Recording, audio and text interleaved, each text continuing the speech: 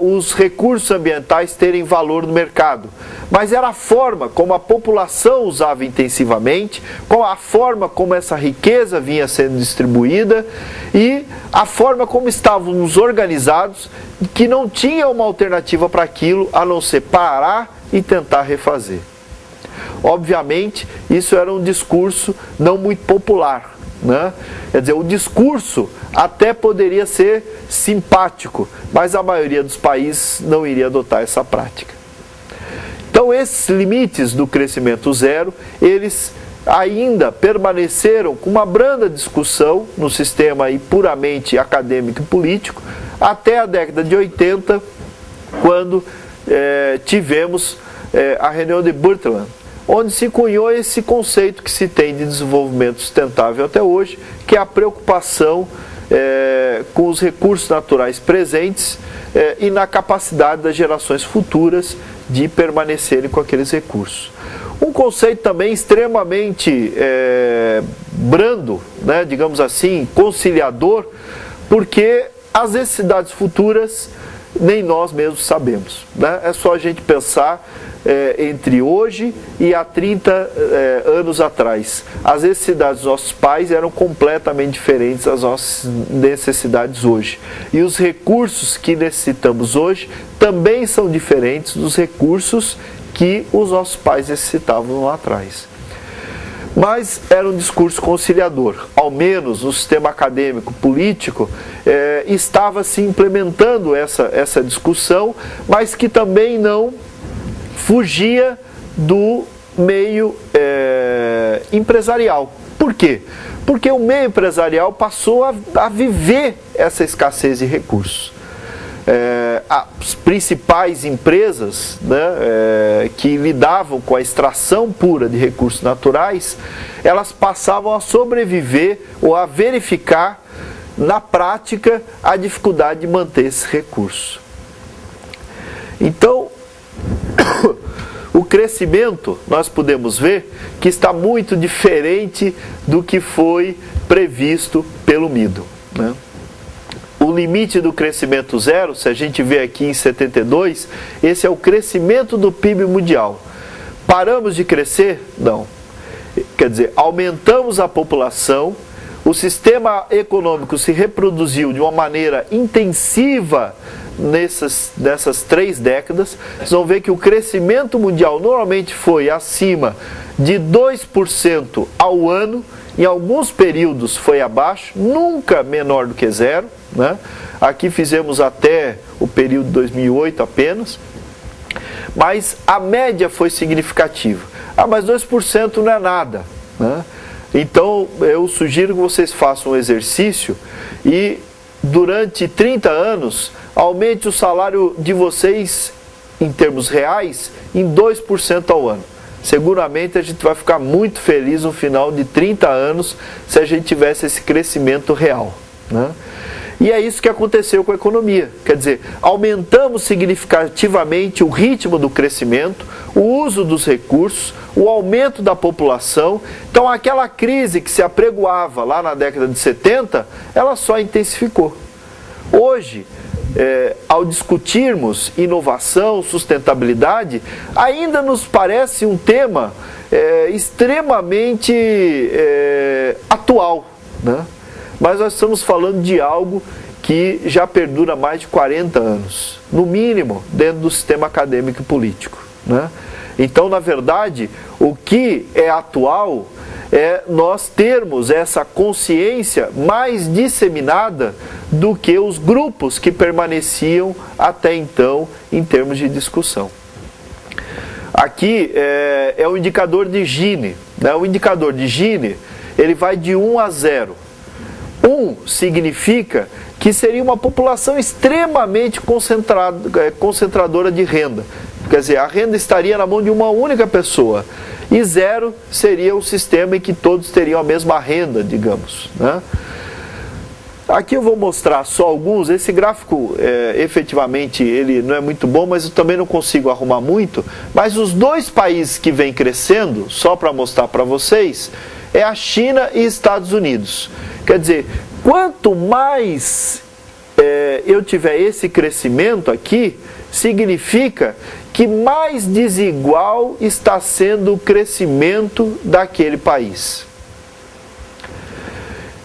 China, nós estávamos aqui próximo de 30 na década de 80. Em 2000, esse índice de Gini superou 40. Significa o quê? Esse crescimento mundial está diretamente também relacionado e participado com países como China e Estados Unidos, e além disso, um crescimento extremamente desigual. Bom, então, por que nós temos um problema hoje, uma crise, que ela só vem se agravando, mesmo academicamente e politicamente a gente tem discutido isso?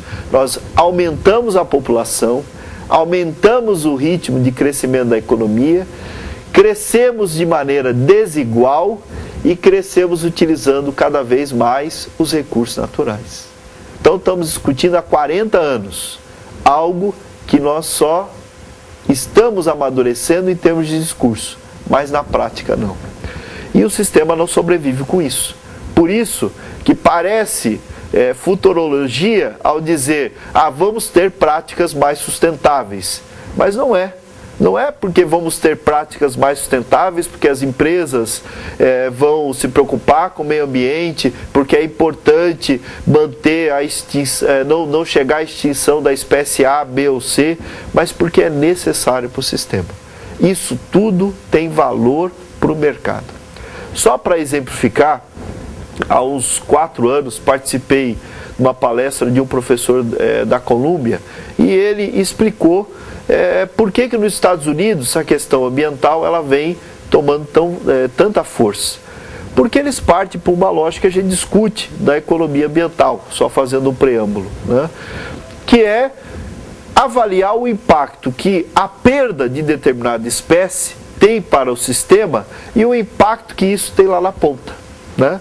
Quer dizer, então, por exemplo, ele falou do estudo lá da extinção de um morcego. Mas a extinção do morcego. Para o ambientalista isso é legal, não podemos ter a extinção do morcego. Mas para o sistema econômico, por que a preocupação com a extinção do morcego? Porque aquele morcego tinha uma função na cadeia em que, se ele deixasse de existir, o custo para conter a praga, que ele fazia isso de maneira natural no sistema, seria muito maior do que manter a sua existência. Então, o sistema, de alguma maneira, nós vamos cada vez mais vendo que nós temos que ter práticas que enxerguem também o meio. E pode ser muito racional, mas hoje uma preocupação também é com a própria população, né? Quer dizer, existe a preocupação também de minimizar esses índices de desigualdade de distribuição de renda, não só porque a população aumenta o seu peso em termos de participação política e por uma discussão democrática, mas também porque ela faz parte do consumo. Se você não tiver para quem vender, o que você vai produzir? Isso é a parte do sistema.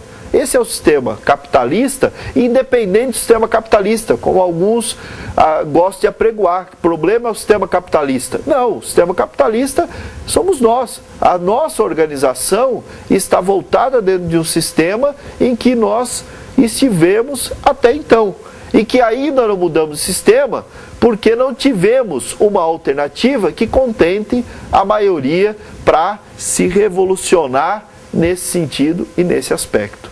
Então, as práticas sustentáveis, quando falamos em crise ambiental, elas não estão distantes de todo esse ambiente em que o empresário está envolvido.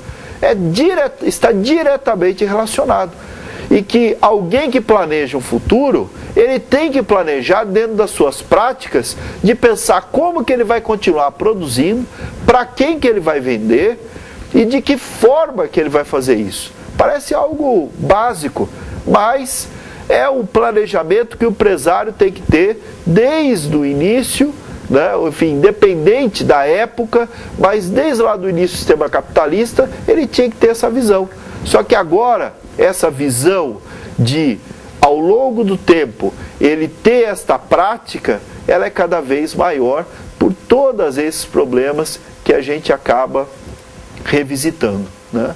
Nos slides vocês vão ter mais alguns exemplos que aí eu simplesmente trouxe para mostrar como que, apesar do discurso na década de 70 ser perene, né, ser forte, mas a prática ainda está muito distante. Mais um exemplo simplesinho, mostrando que, apesar, em 2007, 2008, talvez alguns lembrem, mas se vocês retomarem os textos de jornais, vocês vão ver que pela própria crise, o preço do petróleo que estava aumentando significativamente, o discurso sobre a energia renovável era muito mais forte do que está